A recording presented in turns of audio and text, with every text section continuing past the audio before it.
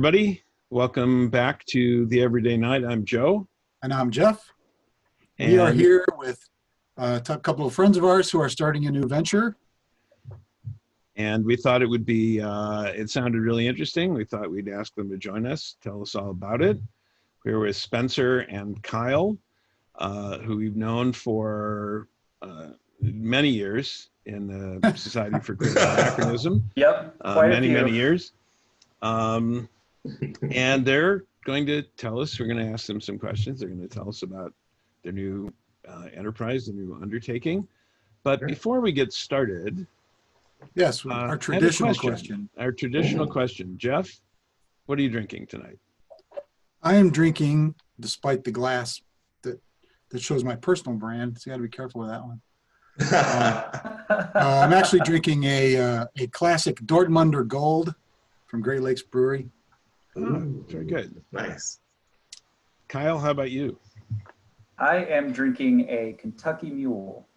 Ooh, very nice. Which is the Moscow Mule, but using bourbon, and I went with Basil Hayden's. Good choice. Always good choice. Bourbon, yeah. Yep.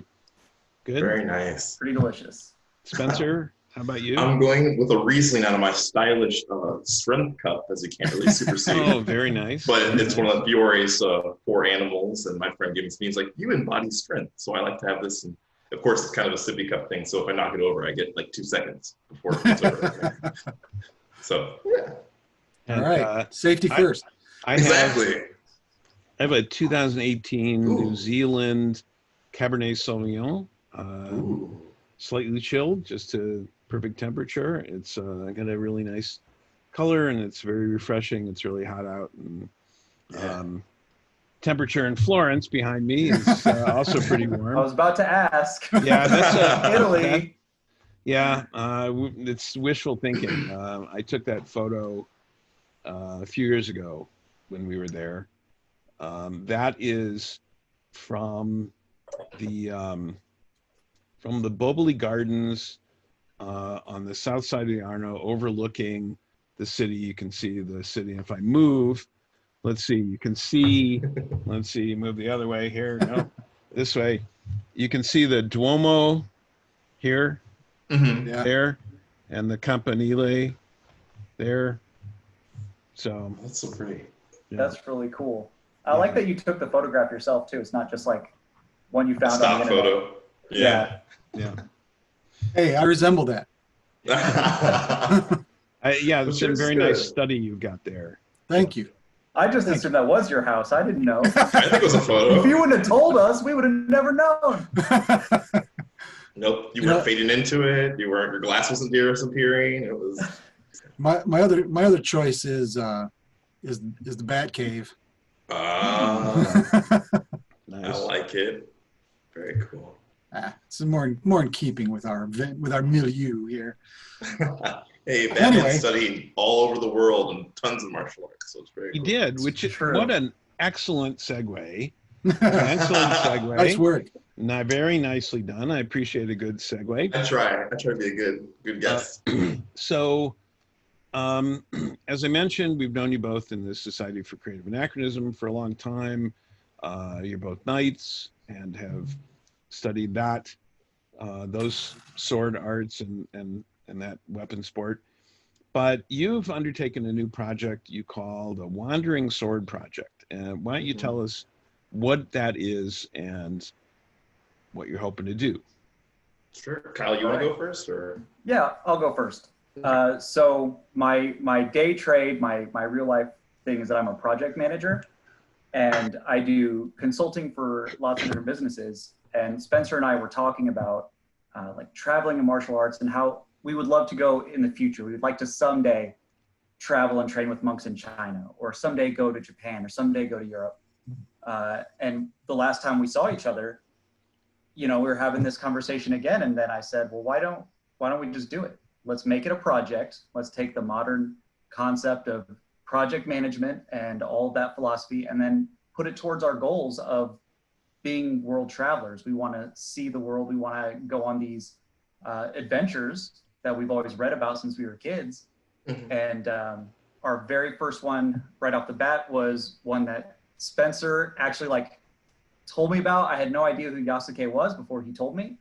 And then I consumed every bit of everything I get my hands on to read just to like understand it better.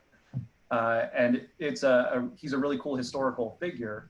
And also, you know, we have been training in these other martial arts outside of SCA, the both of us have for most of our lives, that this was a really cool segue for us to take kind of what we love about the SCA and the adventure and the martial arts aspect, but then go to a location and walk through, which our first location, Spencer can tell you more about than me. I'm the one that had to read up on it. Yeah, go ahead, Spencer. Yeah, and more so the fact was that we met. I mean, you know, we've been in the society now. Myself, 11 years. Kyle, longer. Both your individuals, longer. And we were actually moving some rocks for a friend in Michigan right before COVID got really bad, because I needed to get some extra money and lay off from jobs. And we're literally kind of doing that old school montage, move rocks from here to here. I was like, hey, Kyle, I want to do this thing about swords and swordsmen, kind of like find all the sword schools and just learn things. He's like, that sounds cool. And I was like, but I want to probably do it later after things. He was like, why don't we do it now, like he said. And our first big quest was to go to Japan and travel to Yasuke, where this African samurai got into the service of Lord Nobunaga. He becomes a samurai, this whole like epic saga. And then Nobunaga ends up dying, and we don't know where he goes in society now. And that's the first thing you really want to do. But with COVID and everything being different, we're just going to keep on working towards it. We were able to go talk to some other sword groups. Like first we went to a Meligarth group with this regular like foam fighting. But it's really cool to get to see how they do their sword sport. Later we want to do some SCA stuff. Later we want to do some Yamsport, which is Viking reenactment. We want to do some HEMA. We want to do everything. And just kind of show the world through our eyes, and hopefully the people that tag along with us, that, I mean, sword sports or swords associations, organizations are real. And it's cool. I mean, I don't have to convince you to. Yeah, you guys it's awesome. You taught us. Yeah, yeah. But showing other people that there are people, they know people act like knights, but we're like, no, we are 21st century knights doing knightly things and actually learning sword arts and becoming swordsmen. And some people, it's hard for them to they hear that. They're like, wait, you're real swordsmen? Like, yeah, we practice, we teach people. We actually get paid to do some things, not a whole lot, but we do. So you can say semi-professional, but we're taking that and we're just running with it. And so far it's interesting. We're now having to be more creative and do things through this format, such as yourself like here. Yeah, it's definitely a learning process for us. Oh yeah, definitely. Yeah. But we're going to try to, sorry, go ahead. Yeah, you mentioned that you have a background and both have backgrounds in different forms of martial arts and been doing that for a long time. Would you tell us some of what you've done and what you've studied? Sure. Kyle, you want to go first again? All right, I'll go first. I don't know if we have enough time for the whole list. Give you the brief No. Okay, terse, brief. So primarily it's SCA combat, which you guys already know, where I'm a knight. And whenever I go to the other sports, it's always I'm a knight first, and I'm learning the other art second. But I take all of my knight hat and fancy chain and belt, and I put it in a box, and I go in as the brand new guy, which is critical for learning something different, which is fun. But anyways, to answer your question, it's hard to do. It's hard. It's really hard to do. I started studying at a dojo about 1.5 years ago, and it's a mixed form. It's primarily kung fu, but with aspects of tai chi and aikido and jujitsu and everything that the Sifu has studied multiple forms for many years. Everything he's decided is practical, and he's put together in a mixed form. And I had to empty my cup. You talked about moving rocks and carrying water. I had to empty my cup because going in thinking I knew anything was challenging. Although they were, the first time I actually hit a bag, they were surprised that I could actually hit a bag. But Yeah, that's always the good thing is Yeah. they're like, okay, you're a new guy like everyone else because you're humble. And then there's a couple of things that do transfer over really well, and they're always shocked by it. And that's always the feeling where like, okay, it's all right, it was good. And they're like, who are you? Where are you from? What are you trying to do? Exactly. So in college, I practiced Taekwondo, and I spent a semester learning Aikido, which I enjoyed quite a bit, but I liked striking arts more, which is probably why I gravitated towards armored combat to begin with. And then I've done Muay Thai for several years, and I started learning BJJ, which is Brazilian Jiu-Jitsu. But Muay Thai is my favorite non-medieval martial art. And I've gone to Thailand to train it a couple of times now, and both times I've loved it and learned so much about like the culture and the art and the atmosphere. And we kind of want to do that with sword sports too, which is one of the things that when me and Spencer talk about, I'm like, okay, when I trained in Thailand, I learned this. And then other sword sports I've learned has been, I've started practicing Aikido and Naginata in the last year. And then when I was in China and Thailand, both of those places I practiced a type of Shaolin Kung Fu and Muay Baran, which is like Muay Thai, but you have weapons. Yeah. Oh, That's so cool. Very cool. Is it related to like Filipino stick fighting type weapons, or is it? It's very similar. So Muay Baran is geographically just slightly north of where a lot of those stick fighting arts are. Yeah. Like Silat and Arnis. Yeah, that was the other one. Arnis and Eskrima. They're very similar, and like when they taught me one of the forms, I went home the second time I was in Bangkok, and I would teach the HEMA club and the SCA club there. Every week I would come out once or twice and do lessons. And then where I stayed was right by a Muay Thai gym, so I trained during the day there. And when I would go out and teach them, they would then show me like, okay, well, here's an Eastern sword. Now that you showed us the snapshot, here's an Eastern sword technique. And I'm like, oh, this is really cool. And so I would practice like all these rolls, and they taught me a form, and I went home and practiced it. And I came back the next week, and I'm like, hey guys, I think I've got it. And I did it, and they were like, no, that's Eskrima. That's not what we're doing. And it was basically just the form, but backwards. And I learned it backwards. Oh, wow. It's interesting though that they stop you and say, no, don't do that. That's not valid here. We are doing this now. Exactly. Which is kind of counter to what you're doing. I was in the Go ahead. dojo doing some partner work, and the Sifu said the goal in the partner work is not to get taken down to the ground. And so we were doing stuff, and the goal wasn't to get your partner to the ground. The goal was not to get taken to the ground. So I'm keeping my distance, and I'm batting away what he's doing. He said, well, you can't, that doesn't, well, you aren't engaging. I said, the goal is not for me not to get to the ground, not to take. He said, that's not how it works. I said, that's what the rules said. And so we did. You set up the victory conditions. We did. Why didn't you just leave? You should just did left. engage, and I walk out the dojo. We did engage, and I got him in a throw position. He was resisting, so I just picked him up physically and dumped him to the ground. He said, "That's not the way that works." I said, "You're on the ground, aren't you?" You're on the ground. Yeah. So the results say otherwise. Conditions have been met. So very cool. I'm a little iconoclastic, I suppose. I have to watch. That's not proper form, but no, that's all right. That's the teacher. So, or Kyle, I'm sorry, I didn't want to interrupt more of yours. Oh no, that's okay. You're good.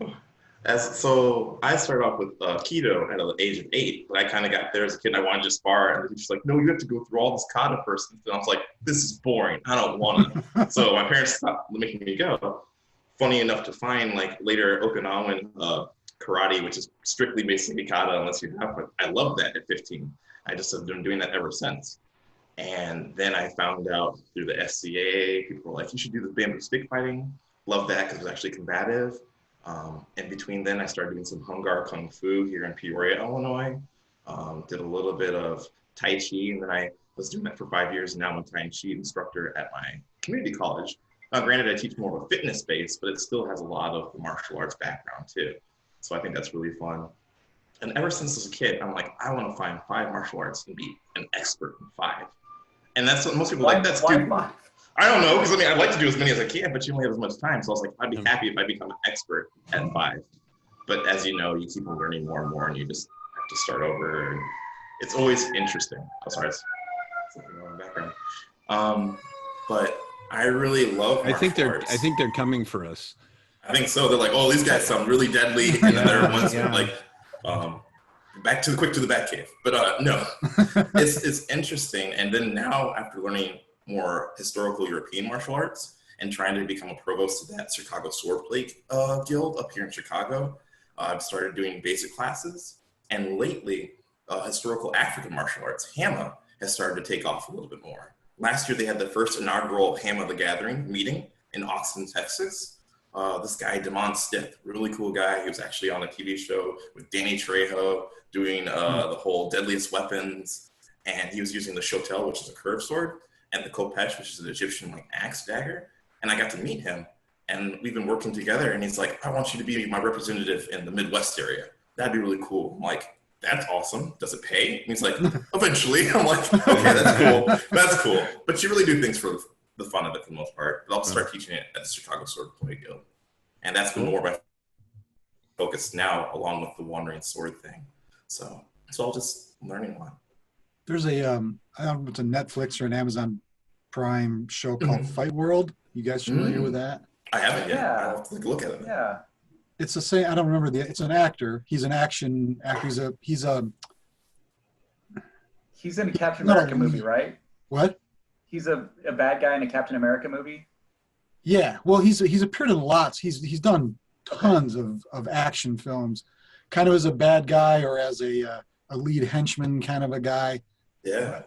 He's a martial artist first and started acting.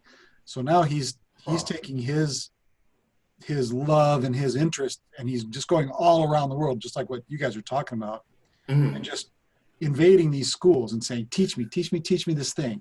It's very interesting. It's called Fight World? Fight World. Yeah. Okay. Yeah, I wish I could remember the actor's name now, but he's actually, he is starring in a current movie that's out on Netflix or Amazon Prime right now. Sure. I can't remember the name of that either. So that's all right. There's so much stuff. No. That gave us more of a jumping board to find, opposed to having no idea about it. So it's not useless. It's cool. Well, there's so many different forms, and so many of them start with unarmed skills before you ever learn a weapon. Even in the Middle Ages, Fiore, one of the things about Fiore's system is that he starts with unarmored, moves to armed with a stick, unarmored, then a sword, unarmored, then eventually repeats that unarmed but armored, and goes through that whole progression and ends up armored with a weapon on horseback. And it's a really interesting progression of techniques.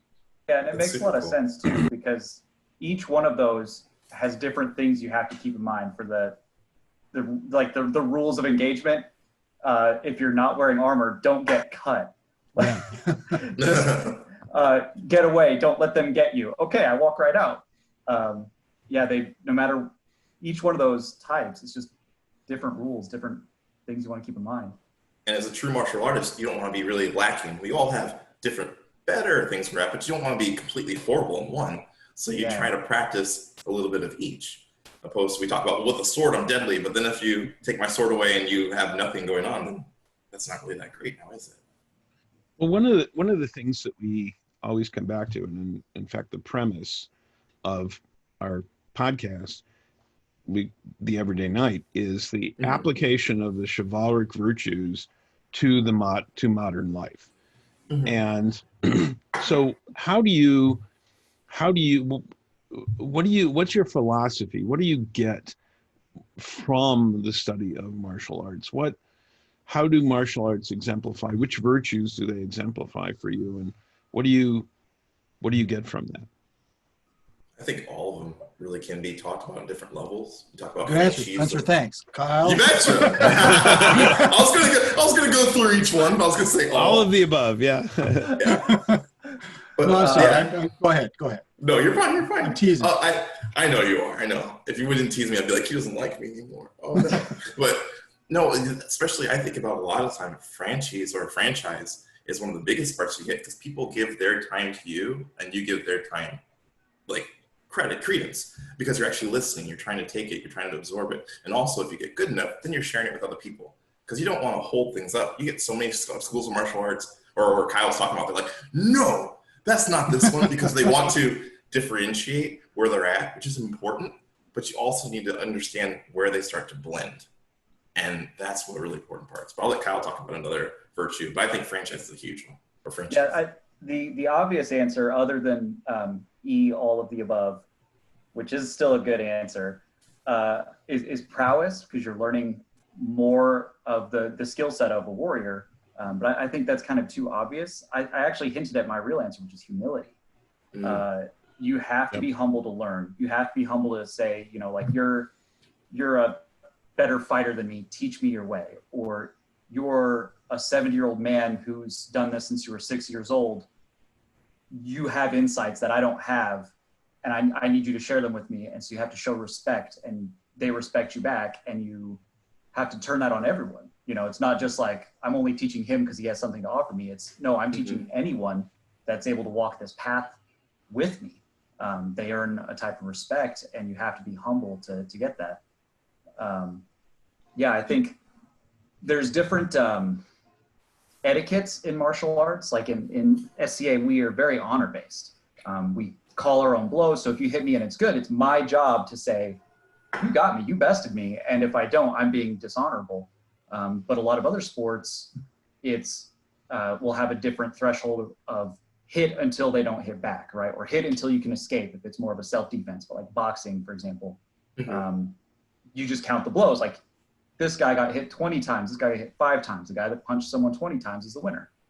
Whereas in SCA, we go until that first blow is a good killing blow, or by our rules, killing blow. And then we're like, cool, reset, stop, winner, this guy's loser.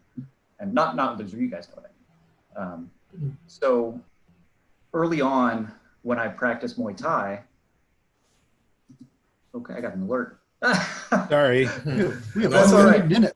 Gone. Yeah. Unlimited. So much power. Yeah, there's a Unlimited power. there's a in this version there's a time limit, and they No, totally so it's an understand. We mess with it all the time. So yeah. Joe, we've gone through that a billion times in our meetings, setting up the One Ring Sword project. Yeah, what I use at the university, the enterprise version through the university doesn't have a time limit and doesn't have the number of attendees limit. Although guidance from the university is to keep recorded lectures, pre-recorded lectures, less than 10 minutes because of the attention span of students. And I'm thinking, oh, hell no. No, they have to listen, they have to watch, and I can actually see, using the software, I can see if they watched through the whole thing. Oh. Or if they didn't. So, yeah. We can see that on YouTube now when we watch videos, and we're like, people only watch us for this long. We're like, we need to be better. That's interesting. So, but no, anyway, humility is so important. we can keep talking for hours. Got enough drink, that'll be fine. But before I let Kyle go back to that, humility is also something that lets real martial artists stop themselves from growing. Because sometimes you get the best in your little pond, and you want to go learn something else over here, and so many people are not willing to start over. Like you talked about yourself, Joseph. You went over there, you're like, hey, I'm a new guy, teach me this thing. But obviously you know things, but you weren't saying every single time, I know this, I know this. You left your... You can't fill an empty cup. I mean, you can't fill a full cup. You have to empty the cup before you can fill it with new but people forget that. knowledge. They do. And I know we've seen, you talked about the respect for people who are older and have a lot of experience, and that occurs. I see that in martial arts. I don't see that in the modern world as much. I see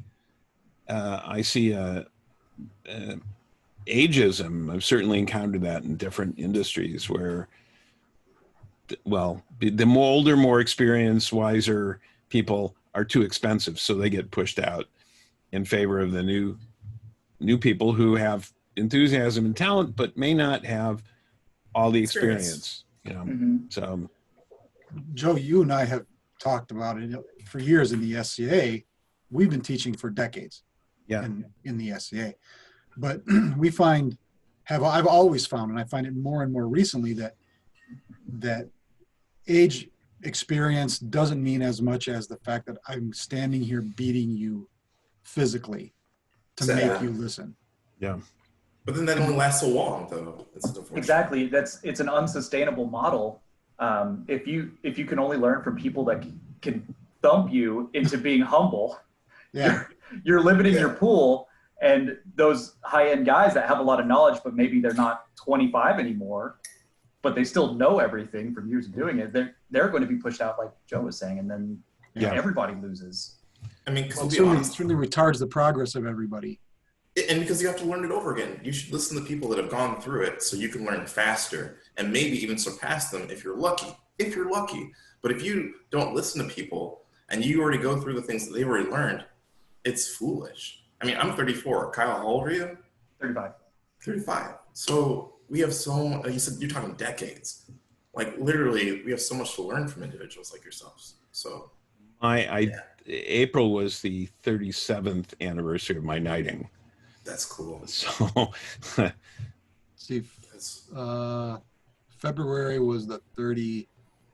Jeff, you look like you're doing the Brady Bunch when you look up at you're looking up there. So let me see. It was February of '86. So what's the math there? That's 34. 34 years from my knighting. Yep, as long you've been knighted as long as I've been alive. Not to be weird, because you kicked my butt a lot, so that's good. We go pretty even. We go pretty even record. We go even, but then some people are like, "Oh, show me what you got." I'm like, "No." I'm like, I don't need to do that. Have the machismo part. It's listening. I mean, Fast Eddie, who just passed away, bless his heart. Last Penzic. Hey, here's to Ed. Yep. Ed. Here's to Ed. Yeah. Good to know him. And we'll keep his memory alive. May his memory be a blessing.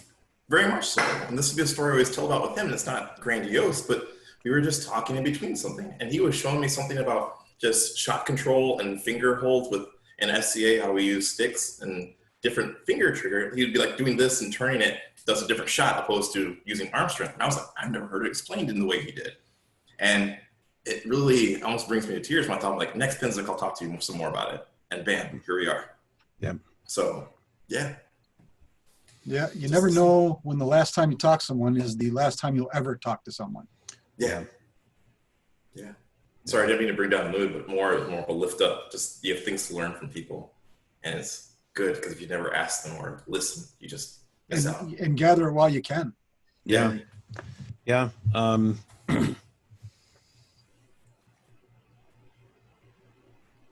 Okay. So he clears his throat like that, and everybody gets quiet. What is he going to do? He's going to drop wisdom on us. Let's just be ready. I didn't want to interrupt. So what was the first thing that got you interested in swords? Man. We had a really funny story about this, talking about when our parents left and let's see with daggers and stuff. Oh no, I already told that story. I know. This would be to answer Joe's question is previous to that other story I told you. I would have to say like old King Arthur stories, and then just things from the fantasy genre as a kid, like all those silly shows that for you guys, since there's a age gap, you're like, what child would ever watch this and think it's cool? I was that child and I loved it, no matter how dumb it was. Like He-Man, wasn't it? It was He-Man. Yeah. You know it. Well, Xena, Warrior Princess, and Hercules. But yeah, like I loved all those shows because I was young. I didn't know they were silly, and I don't care they're silly now that I'm an adult. I like them anyway. A friend of mine from college was a semi-regular on Xena and Hercules. What? Yeah. Salmonius. Oh, Oh, no I want to way. meet them. Oh yeah, he's a friend of mine. Oh, That's so that's cool. great. Well, I know a lot of people in show business from college. We're gonna Because have to talk more later. it was a big showbiz school. So That's cool. um Spencer, what was the first sword? Oh, sure. Kyle, did you need more, bud? Or- Oh, That didn't was pretty much it. I was gonna Oh, say Oh. Power Rangers honorable mention. Oh, yeah. At that point. it's so true. I mean, I'm gonna be honest. It's like all those Hercules, Xena, still King Arthur stories. I'm not gonna lie. It's not really showing your age anymore because Ninja Turtles has lasted forever. Oh, but yeah, Ninja really. Turtles, and it was all this cool thing. And also just going in the back of the yard. It's like I grew up with video games first starting Nintendo 86, so Mario Brothers came out. But I play games, but I still want to just go outside. And sometimes I'd pick up a stick and just pretend it was a sword. And you go and do stuff. And I'd find like the kid next door. I'm like, hey, you want a sword fight? And he'd be like, yeah. And then we do stuff, and the kids were like, stop it, you poke your eyes out. And we did, luckily. Like, no, swords. But that was that whole thing growing up. And more never letting go of that whole swordsman mentality, warrior, but not trying to push other people around. But you're like, I just want to learn this. And it seems so cool. And the fact is, it happened. If you look back at history, all over the world, there were swordsmen or swordswomen, whatever you want to say, or people that practice swords. And that's really cool to go back, and it's something that we lost in society these days. It's just interesting. Jeff, what about you? What's the first sword? Well, hard to thing? think of the first sword. I would say the most influential sword stories were Robert E. Howard, Oh, yeah. Conan the Barbarian. Oh man, yeah. But I really actually liked Solomon Kane was my favorite Robert E. Howard character. Mm. If you When had I never, was in third grade, I had a Robert E. Howard Conan book, and it had all the cool illustrations with the Frazetta artwork. Oh, which man. is a little bit advanced for a third grader. yeah, And I brought it to school for like, you get to bring in your book from home and Oh, read it during class. And I got in trouble for that. I did your definitely parents get a note after that? I had a note sent home like, this is not acceptable for a third grader to read. But I was like, I don't care. I love it. I don't care, it's swords and other stuff. But yeah. Yeah, that was it. And the first, what got me into the SCA was actually the original Excalibur movie in '81 Oh wow, that's a good one. when it premiered. That was a guy in the lobby all by himself in chainmail was recruiting for the SCA. And I'm like, That's Bondsman. cool. Yeah. And that sounds so interesting because that would still work today as long as you have the right kind of marketing and you say. But people, when they really look past, are like, what is in chainmail? And they're like, wait, but it's not real. And you're like, yeah, I fight in this. And they're like, tell me more. So that's cool. Joseph, what was yours? Okay, Yeah. so my dad read me bedtime stories every night, and we went through all the Grimm fairy tales and all of those, and then moved into comic books, which I really liked. But we had Robin Hood with the great Howard Pyle oh, illustrations. yeah. Yes. And I was very visual, and I thought those were terrific. And then Zorro was a TV Zorro's show. another amazing one. Zorro was a TV show, and I was a big fan. In fact, when I was a kid, I had a Zorro sword. I had the whole outfit when I was a kid, and a sword that was plastic, and it had you could stick a piece of chalk in the end, and I put Z's all over the neighborhood until the tip broke off, and then it was sharp, and I could threaten to put Z's in my sister. I never had to, but But the threat was there. and then I discovered the 1940 movie, The Mark of Zorro, with Tyrone Power and Basil Rathbone, and still my favorite movie of all time. Really Great cool. movie, and Basil Rathbone was the best swordsman in Hollywood, and Tyrone Power was also very good. And so yeah, it's like, well, great. And so I actually, when I started studying modern fencing and modern strip fencing. And then I discovered the SCA as well. I was introduced to the SCA by Mercedes Lackey, who's the fantasy author, who's happened to be That's so cool. I met her in a fantasy bookstore, and we started talking, and she invited me to join their D&D gaming group, and she started writing up our adventures, and they were her first fanzine stories, and then she became a novelist. So that's so cool. that's how I discovered the SCA. Cool. And I thought, well, I like this is cool.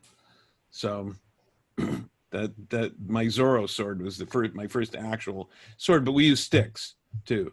We did the same thing, Yeah. Pirate movies, swashbuckler movies, any kind of sword thing. A movie with swords. Yeah. You Just name run it. out into the yard, grab your sword, get your little brother, and go back. And that's something I think is cool, because it's not, people either stick in their niches of like, I only like Viking stuff, I only like this stuff. I'm like, it's all cool. It is all Take a look at it. Yeah. It is all cool.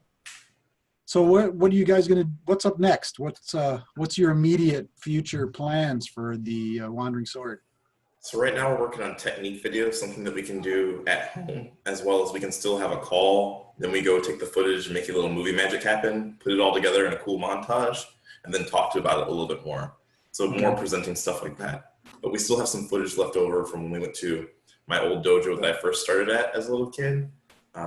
We have some stuff from there. I had one of my friends come and teach us, he's the father of my best friend, and he was a 4th degree black belt. So he came in and like, hey, I'll do that. It's a really cool story, and we'll share that. Like, it'll be coming out a little soon, because that old teacher that I had, Walter Rowden, passed away in 2012, and he was 76. But he was one of the coolest martial arts guys I've ever met. He would let me come and teach with him, but I didn't get to test a whole lot. But he's like, hey, if you don't have money to pay, I'll let you come in. You can just come and hang out and do classes. But I can't test you. And that was the coolest thing ever. So really, we're just doing more things that we can do from afar. And as soon as COVID gets a little different. Oh, go ahead. I really liked filming that one with you, Spencer, because you could tell that the master of this old dojo made a huge impact on so many people's lives. Like his grandson let us in there, and as me and Avery, the camera editor guy, we're outside like getting some stuff, people just came up to us, and there was like a random guy that's like, oh, I used to train here in 1993. The old master was like my hero. And me and Avery are like, cool, we're not from here. And then like, we have no he's idea. asking us all these questions. And then your sensei that did come and teach us, like, he had nothing but positive things to say. It was really cool, actually, just to see how positive of a role this was on the environment that it was located. Yeah. So that's going to be a cool thing to come in the future. We already have that shot, more technique videos. We have some plans with some people that do Viking reenactment, Jomsborg. A friend of mine, his name's Raven Rowe. He's actually a professional WWE wrestler. He does a lot of that too. And he's like, yeah, you can come down and do that eventually. But of course, with COVID, we're trying to figure that out. He has a kid on the way soon, so we don't want our biggest hurdle. Yeah, but we're trying to get that out soon. That's changing a lot of things right now.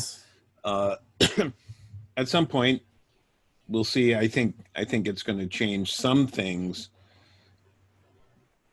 in ways we can't completely predict. I think more people will be working from home. I think it's going to change the face of a lot of things. A lot of things. There'll be new normals. Yeah, but at some point, hopefully, we can actually be together in person and do those sorts of things.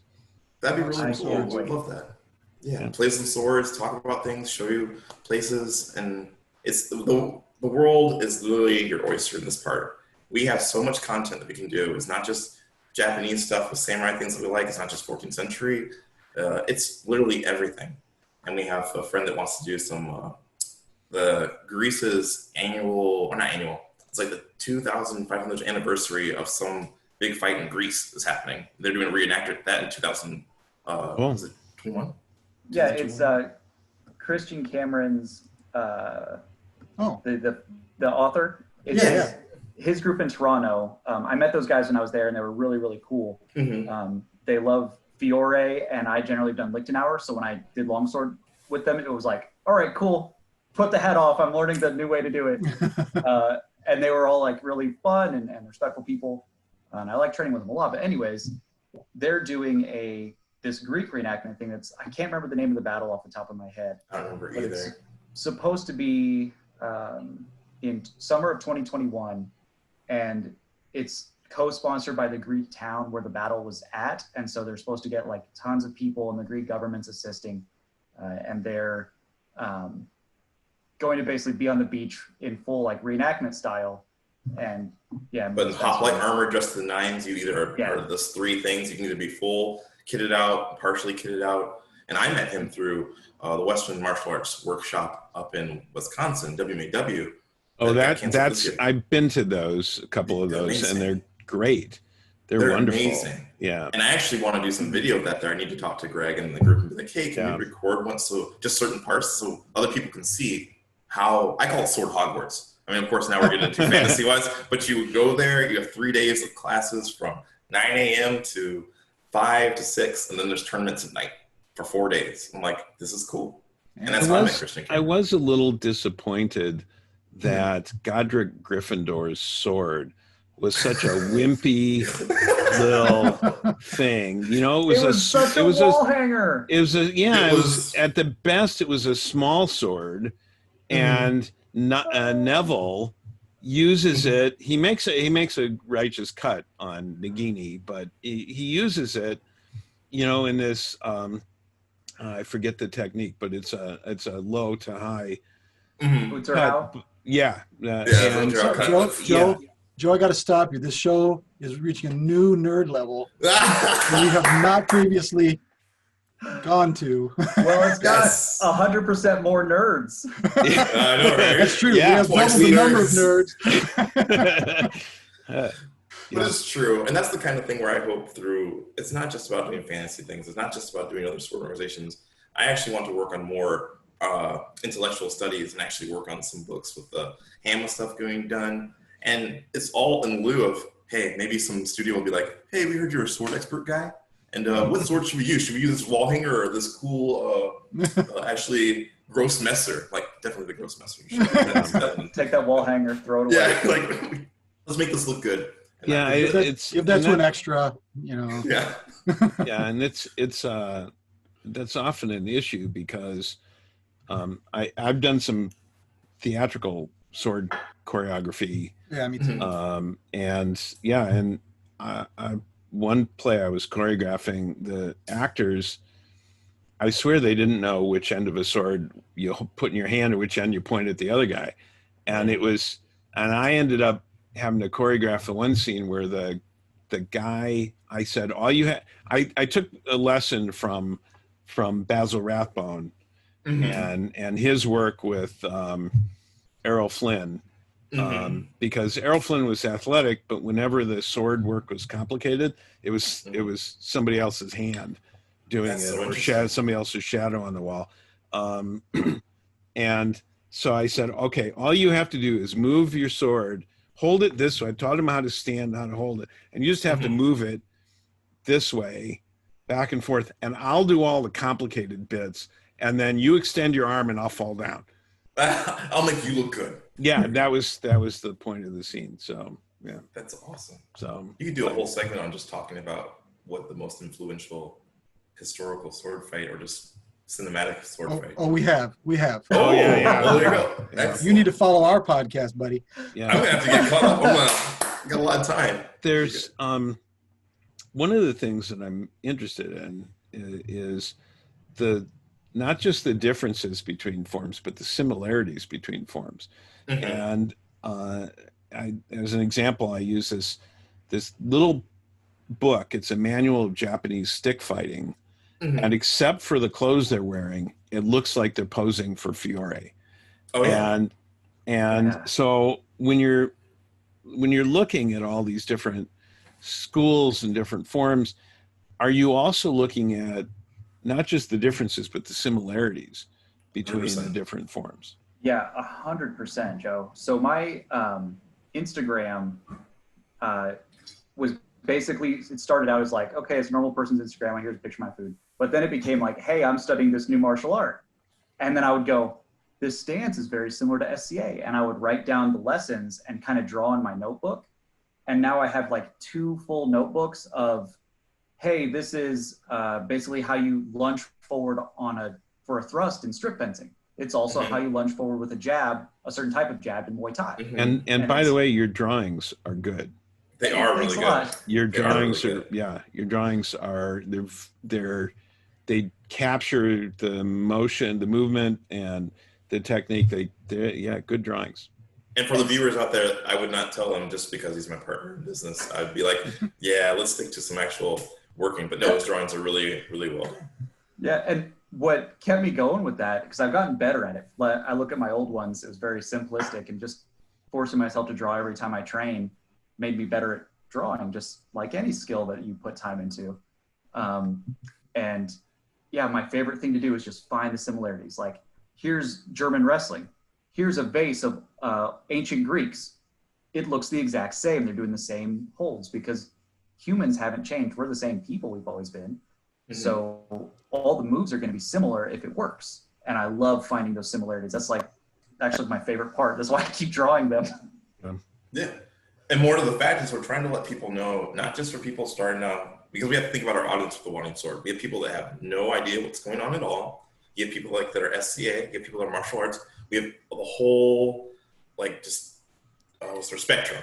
So we're trying to show how this is similar, how this is different, how this is similar. And then also that sometimes it's good to just get outside of your comfort zone and go learn something. Like I talk about people for SCA-wise people. Me, in my area, I went and trained boxing for 3 years. Or not 3 years, sorry, 3 months. And then I came and fought Crown. So that's what helped me. It wasn't the sword skill. I didn't learn something. I just did boxing for 3 months. Learned footwork and a little more cardio. So some people are like, well, this doesn't apply at all to this. I'm like, it does. It really does.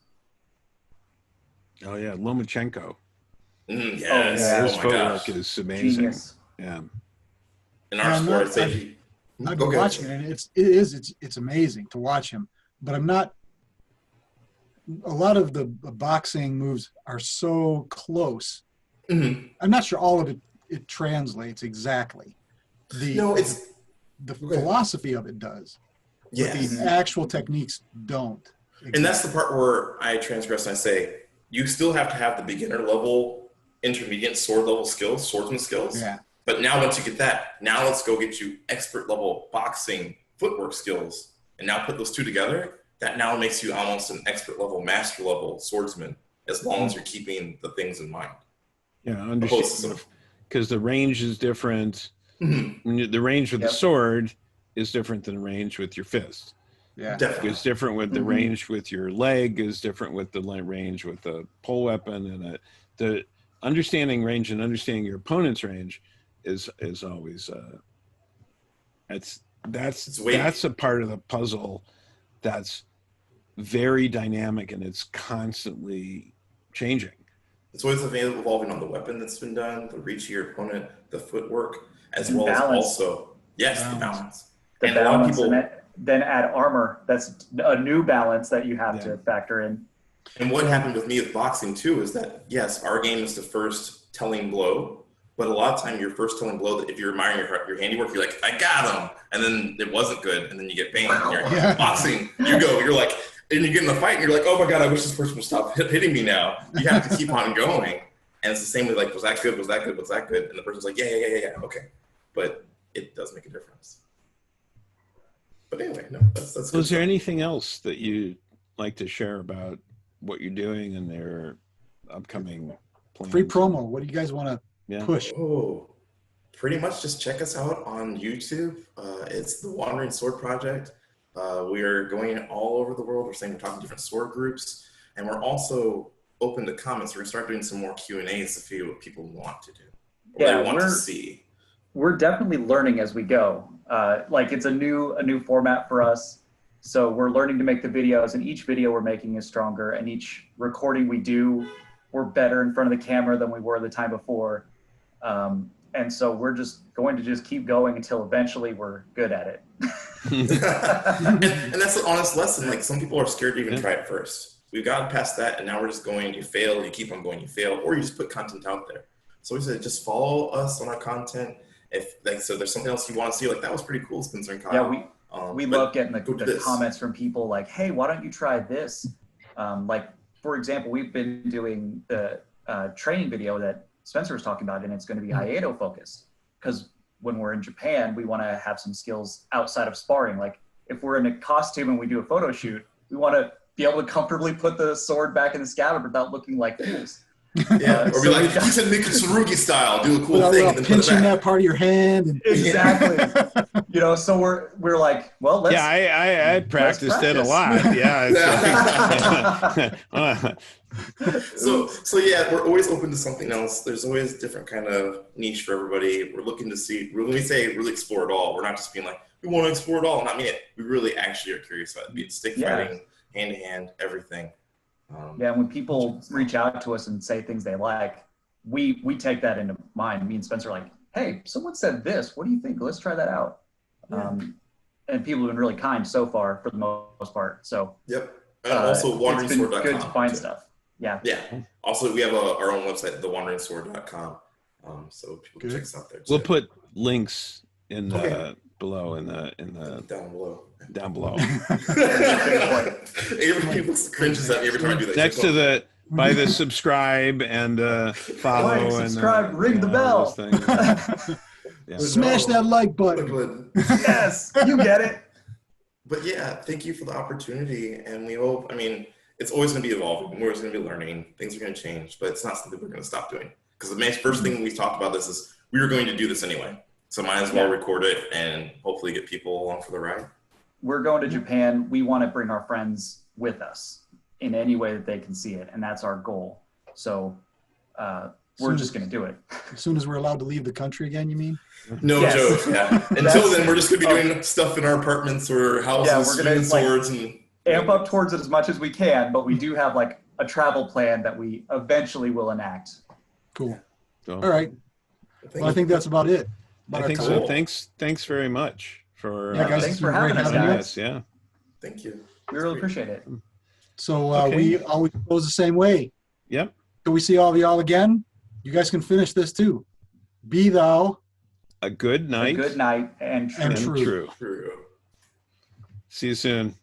Bye, guys. And bye. Cut. That was hard, Ender. I know.